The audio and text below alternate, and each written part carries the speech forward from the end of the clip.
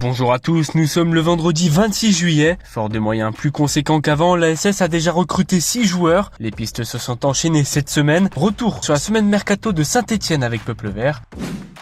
Pour commencer le week-end, ce samedi, Peuple Vert fait le point sur les objectifs du club du Forêt. Plusieurs postes sont ciblés par la direction, 5 pour être plus précis. Un gardien en doublure, 2 latéraux, un buteur ainsi qu'un milieu défensif. Des signatures qui pousseront sans aucun doute des joueurs vers la sortie.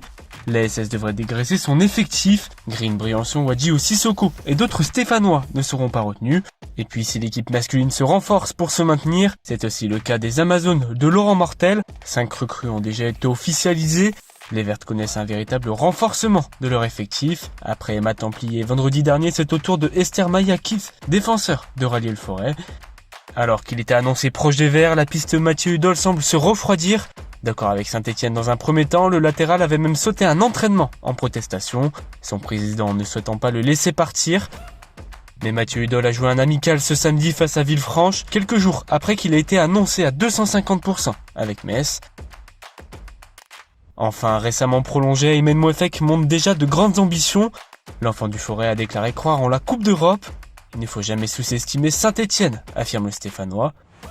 Ce dimanche, alors que les Verts ont concédé le nul en amical face à Clermont pour clôturer un stage de 7 jours, une partie de l'effectif a pu obtenir du temps de jeu. Les frères Mouton au green ont pu toucher quelques ballons, mais Olivier Dalloglio a surtout profité du match pour évoquer son mercato. Le coach a annoncé vouloir recruter des joueurs d'expérience et capables de poser le ballon pour éviter des pertes de balles.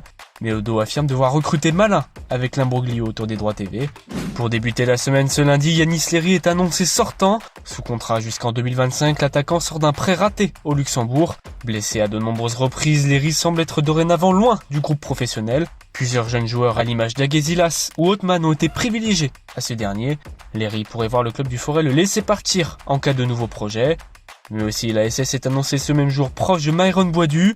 Selon Jurian Van Vessen, l'ASS se serait positionné sur le Monégasque. Débarqué à Monaco en août 2021, Boisdu peine à retrouver son niveau. Après mitigé à Twente, l'attaquant ne semble plus réellement avoir sa place à Monaco. Ce mardi débarqué le 11 juillet dernier, Zuriko Davitashvili a découvert les pelouses de l'Etra. Le Stéphanois est de retour de vacances prolongées après avoir disputé l'Euro avec la Géorgie. Et puis ce mercredi, ce n'est plus un secret, l'ASS cherche encore à se renforcer. La prestation face à Clermont ne peut que confirmer cette tendance. En quête de joueur offensif, l'ASS songerait au meilleur de jeu Mohamed Cham, affirme le média PSG Inside. Peuple Vert titre ce mercredi une lutte avec le PSG. Le club de la capitale serait également intéressé par celui qui s'est révélé la saison dernière. 8 buts et 4 passes décisives en 33 apparitions. D'ailleurs, selon nos informations, un autre Clermontois aurait été proposé à l'ASS.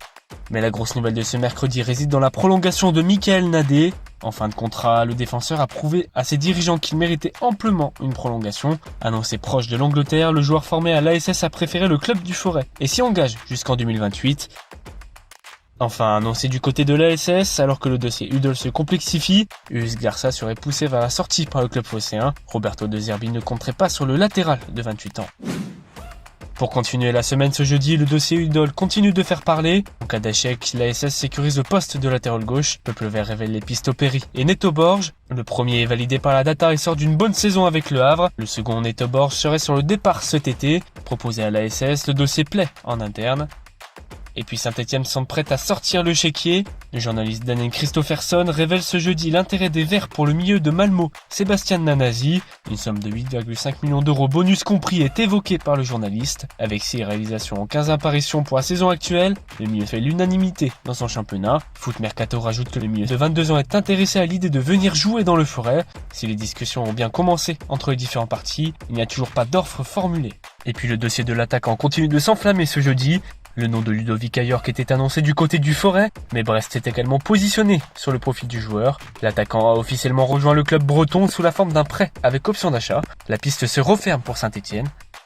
Enfin, pour clore la semaine ce vendredi, si les Girondins de Bordeaux ont déposé le bilan, l'ASS se pencherait sur un de leurs joueurs. Après avoir signé Zuriko Davitashvili, ce pourrait être au tour de Pedro Diaz de rejoindre le club du Forêt. Si Foot Mercato a indiqué que plusieurs clubs de Ligue 1 se sont révélés intéressés, Peuple Vert annonce que Saint-Etienne est bien sur les rangs. Le joueur coche le passage à la Data et les contacts ont déjà eu lieu avec son entourage. Enfin, selon les informations de Abdelhamed, la SS serait intéressée par Team Jabol Folcarelli. Le joueur d'Ajaccio était proche de signer à Auxerre, mais c'est Angers et Trabzonspor qui mènent. Et les demandes financières du club corse seraient trop élevées. Saint-Etienne pourrait ne pas passer à l'action, comme nous vaut le Réveillon sur Peuple Vert. Et si la semaine mercato s'est révélée plutôt calme dans le Forêt, la SS a déjà enregistré 6 recrues cet été. Plusieurs dossiers s'échauffent et sont proches de se concrétiser. Alors à la semaine prochaine pour le JT Mercato sur Peuple Vert.